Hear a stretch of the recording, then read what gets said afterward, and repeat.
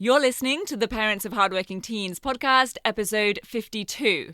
If your teen has ever gone blank in an exam or freezes up, has wished that they could memorize more information better or faster, or you see them revising, but you're not sure that they're doing it in the best way possible, then this episode is for you.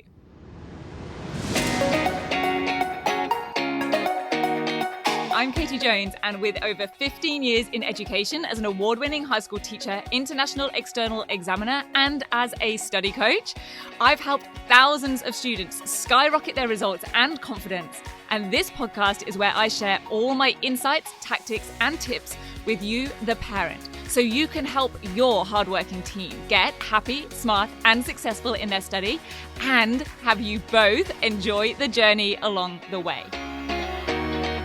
This is the Parents of Hardworking Teens podcast. Hello, very important parents and carers. I hope you're doing great and that your week is going really well.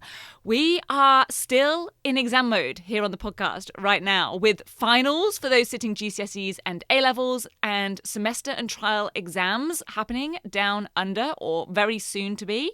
And this is the third episode in our exams trilogy on the podcast, but it can totally stand alone. So no need to have listened to 50 and 51 before this, but if you haven't caught those, then definitely go listen to them afterwards.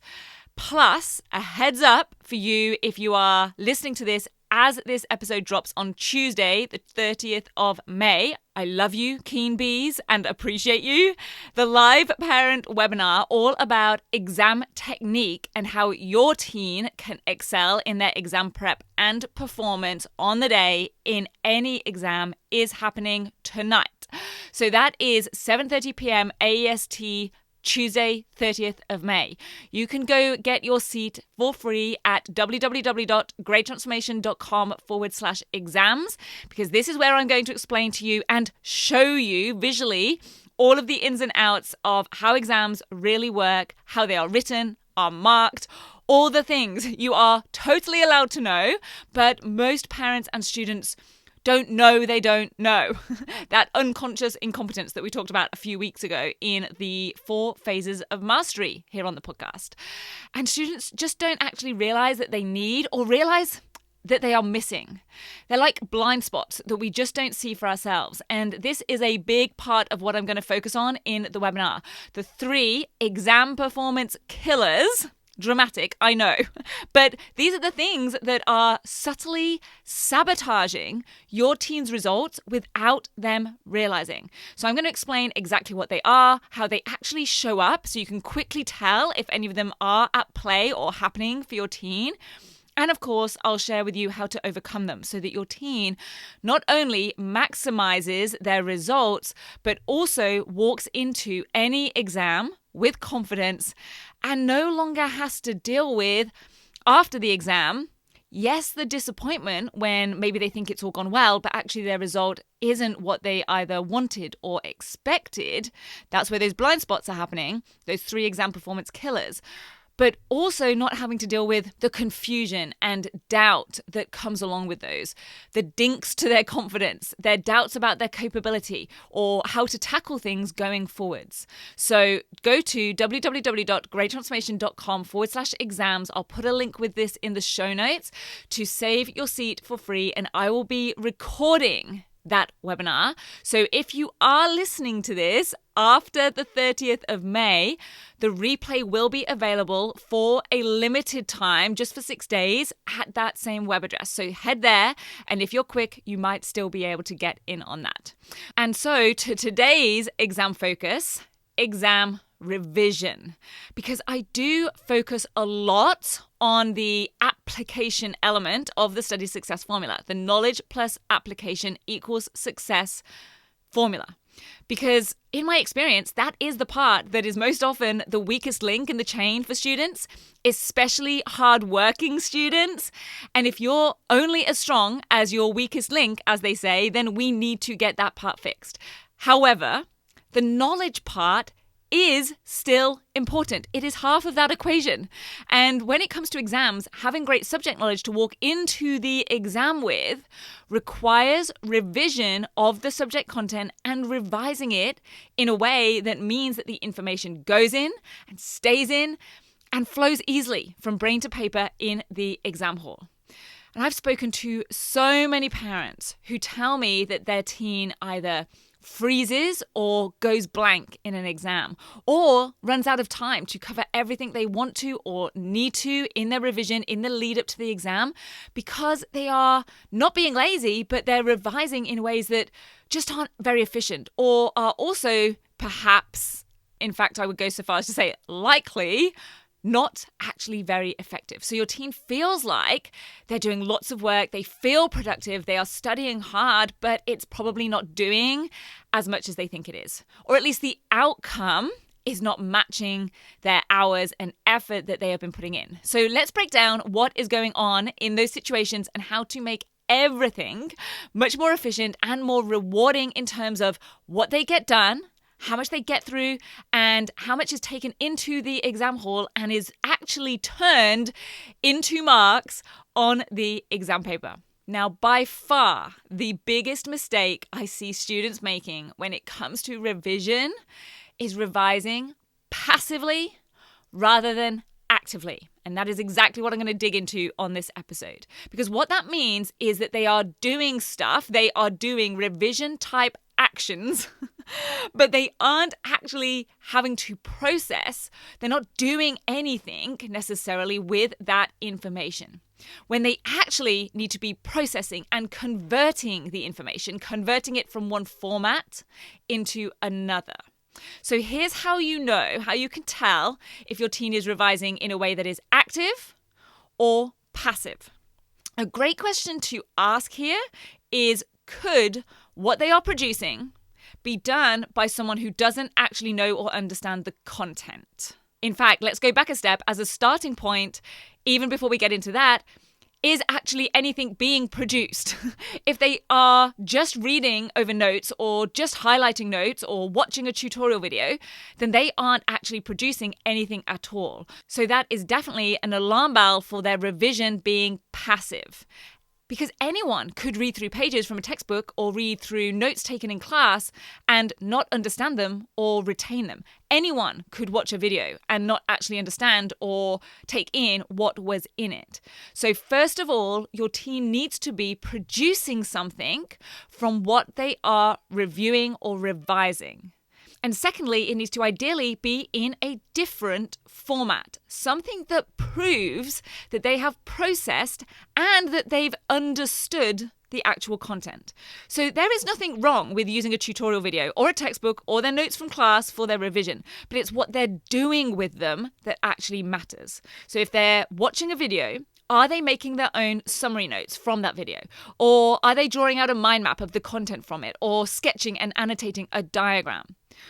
If they're using notes, could they turn that information into a diagram or a flowchart or a timeline? Or even could they produce their own 2-minute video summing up all of the important content from those notes? Now, let me be clear. I am not talking about them making their own, YouTube style or TikTok style tutorial videos here, because that would likely be more time consuming than other just as effective options. And they will likely start focusing on all of the things other than the actual content that would be involved in producing a video. But they could perhaps challenge themselves to give you or someone else a 2-minute presentation of the topic or the case study or the process that they have just reviewed.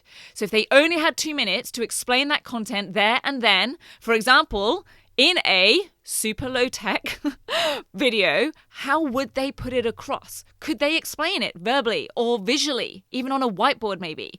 That would work. That would be turning written or printed textual information into verbal or visual.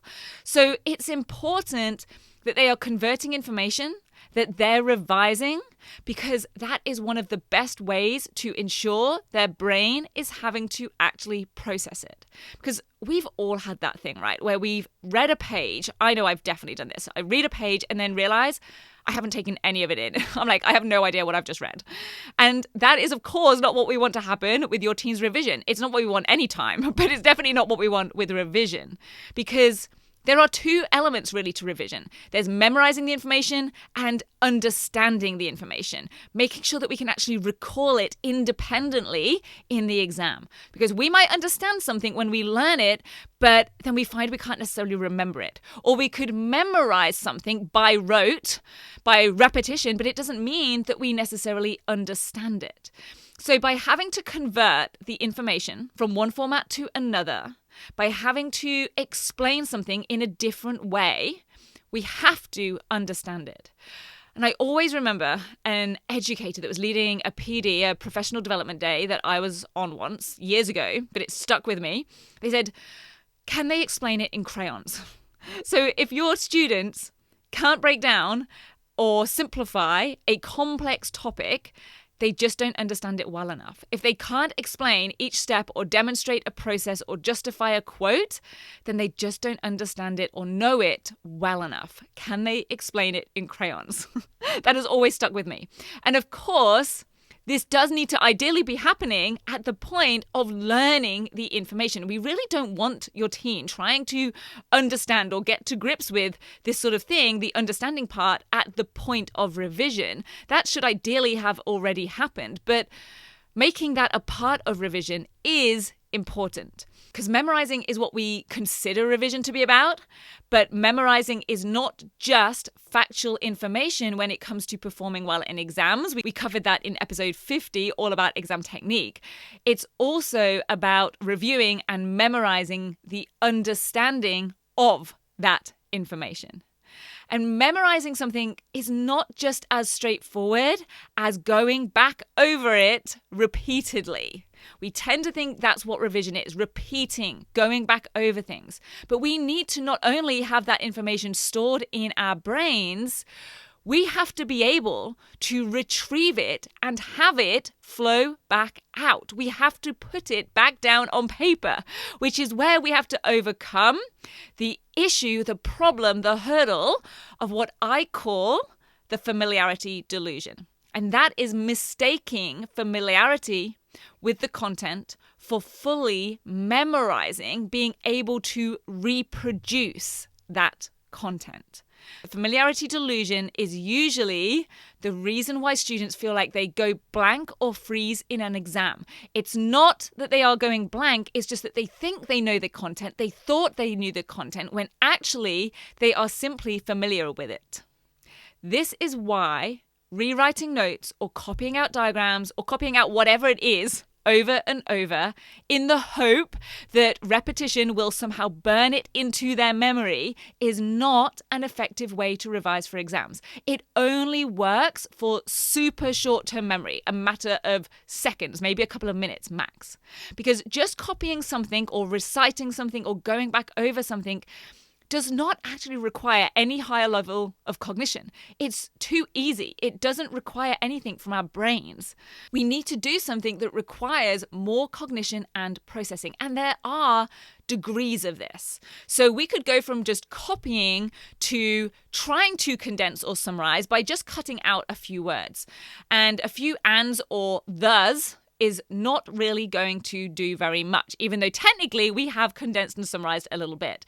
But fully condensing, rewording, and adapting information is going to do a lot more. So it's really important that your teen truly considers what they are doing, what they're producing when they are creating revision resources or doing that revision. They might be doing something that feels really productive and looks impressive, but it might not actually be very effective.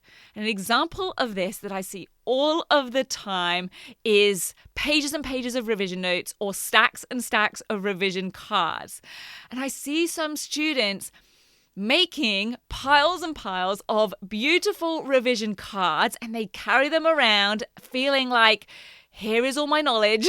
Look at all the knowledge I have, which, side note, can actually lead to a false sense of security. And that is one of the problems in itself, because those cards might look like they have condensed information or that they've color coded it, but what they've actually done is just transfer or move information from bigger pages, maybe that's from a textbook or from their original class notes, onto smaller cards.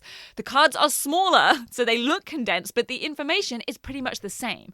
And they have maybe used color, but the color selection doesn't actually mean anything. They haven't truly converted or processed anything, really.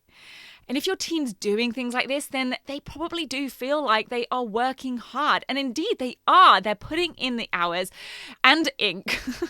But they aren't actually working hard in the true sense, because their brain is not actually having to do much work in order to produce that outcome in terms of their cognition. We have to do something for the information to actually go in and be able to retrieve it. So I thought I'd just share with you some super specific, practical, proven ways to turn passive revision into more active revision. So let's start off with those revision cards, because I know they are such a popular way for students to do this. So have them get a full page of information, maybe a written page of class notes, maybe it's a full page from a textbook, onto one card. This is going to ensure that they're truly processing and distilling information. And I'm not talking about one card as in they get to complete both sides of the card and they're writing in, size 6 handwriting font, but one side of one card. And yes, they're probably going to say that they need more space than one side of the card. But here's the key. Revision is not about getting down information, recording information. It's not even about learning that information. Those things should have already happened. So now it's about reviewing that information and having to make careful judgments about what makes it on the card and what doesn't is part of that activity, the active revision of making the brain do something with that information. It's about making links, making decisions. And those are what are going to mean that that content is committed to their long-term memory of days or weeks, rather than short-term in seconds or maybe a couple of minutes. And on those cards, have them use a system for color coding the information. So it might be things like red for keywords and terminology and definitions, blue for processes, green for examples or case studies. And the purpose of this is not to produce pretty cards. It's about retaining that information in a way that it can be easily recalled. So color coding is great because it gives the brain more visual cues, but they need to make those colors mean something. Plus, their brain just having to make the decision of which color they should be picking up for this piece of information is them processing that information more carefully. And then they can actually use these cards, have them do something with them rather than have them in stacks in a box. So they could lay them out on the floor into some form of like visual mind map, collecting different cards together and putting those on one side, or a flow chart where they make links and connections between them. So they're actually using some kinesthetic and visual learning here. Maybe they might even then draw that out onto an A3 page from memory, perhaps. We just don't want them copying out, remember? So it's not just like look at what's on the floor laid out and then put that on a piece of paper. That would just be another form of copying. But maybe they could order these cards from what they know the best to know the least, and then they can focus on testing themselves and working on those ones that are in the least end of the scale, or ordering them as a timeline of events or steps in a process, or even ranking them in an order from maybe most significant to least significant, according to maybe a particular situation or perspective or event in history. So again, it's not really about the actual order. It's about having them consider and think through the information to make those decisions. Because if they don't truly understand the concepts or events, then they're not going to know which one is most important or which one does go first or is more significant. And I always like to use examples with cards because, like I said, I know so many students are adamant that they really want to make revision cards, and sometimes trying to persuade them to do something completely different is just way too much of a stretch, especially if they're approaching, some really important or final exams, which I completely understand. So we just really want to encourage them to make them or use them in ways that are as effective as possible. Make them more active, because revision cards aren't bad in themselves. It's just that often they're being created or used in passive ways, where information is just written out without much processing or converting. And then they're just read through or used to test from. They just flip them over. And there are so many more opportunities for them to be used more actively. And then there are, of course, an infinite number of other options as well for active revision. And these might also suit your teen better if they aren't a big lover of making notes, or they know that they are much more of a visual learner, for example. Could they turn a written account into a timeline? Can they turn a diagram into an explanatory paragraph? So notice that having a long paragraph is not a problem. It's just a problem if it was a paragraph format to start with. But maybe it's a diagram and they could actually write out in words what is happening in that diagram. Or it could be a video tutorial that they then turn into a mind map summary. Can they turn a novel into a comic strip of significant events and quotes? And nothing artistic is needed here. Stick figures and symbols are the way to go. Because works of art are time consuming, and again, they're not focusing on what is important. And I will say it's often the students who are less artistic that are most resistant to these sorts of activities, but also get the most benefit from them because they're the ones that have to work a little bit harder. They are more challenged by them, which means their brain is having to do more and will therefore likely remember more of the information that they have been dealing with. Because remember, it's not about producing something amazing looking. We don't want a beautiful comic strip. It's about processing the information in order to produce it. And so just to go a bit deeper on this one for a second, another thing to consider is having them challenge themselves to have not an unlimited or unspecified number of, let's say, boxes for the comic strip. Just like we had them get all of that information onto one card, they could have, say, 10 boxes for that comic strip. And if they have exactly 10 boxes that they need to fill, they need to really carefully consider what would go in each of them if they have just gone through a 300-page novel. So maybe they think they only really need 9 to get all of the key points across. Well, we're going to take away the option of just putting the end in box 10, because I have definitely seen that a few times. They have to make themselves really think, what would be another event or relevant, significant issue or character moment or whatever it might be that would make the whole thing 10 boxes long and still be useful here or have some connection here? Or maybe they would ideally like to have 14 boxes to fit everything in that they want to, in which case they have to consider which things are less significant or could be left out, or could they combine 2 issues or concepts or events into one?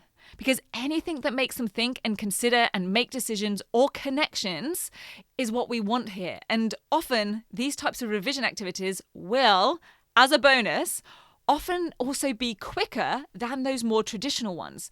Drawing a series of stick figures and speech bubbles or producing a timeline for key events in history, for example, should be faster than writing out all of the information as a page of notes. And a chunk of that time should be being spent on making the decisions about what's going on there and how and what format, and making those choices about what's important, what is less so. These are the things that are actually going to make this active and have their brain process the information. And finally, definitely doing past papers and practice questions does count as active revision, because they're having to take the original information and adapt it to what the question is asking. Plus, they're obviously getting instant feedback on whether they truly know the information or are just familiar with it. If they think they know a topic, but then they struggle to recall whatever information is required for an answer, then that is an instant alert to them that perhaps the familiarity delusion is at play here. So I hope that gives you and your teen some ideas and tips to have them revising actively and reduce or ideally eradicate any revision that might be more passive, so that their time and effort gives them maximum return on effort, because that information is going in and staying in and flows easily for them from brain to paper in that exam hall. So don't forget to come join me at the Exam Technique webinar for loads more practical tips and insider parent information on how exams really work. Your teen is absolutely welcome to come along with you. Go to www.greattransformation.com/exams to register or to catch the limited time replay if you are listening to this after the 30th of May. I hope you have a fantastic rest of your week. I hope that if your teen is sitting exams, that they are feeling confident and they're performing at the best of their ability. And I will meet you back here for another episode next week. Hey, if you're a repeat listener, I would be incredibly grateful if you take a moment to rate and review the podcast. I'm not big on asking for these things, but I'm on a mission to help as many students and their parents as possible, and having more ratings and reviews really does help with that. It takes less than a minute to do, and it will make me love you lots if you do.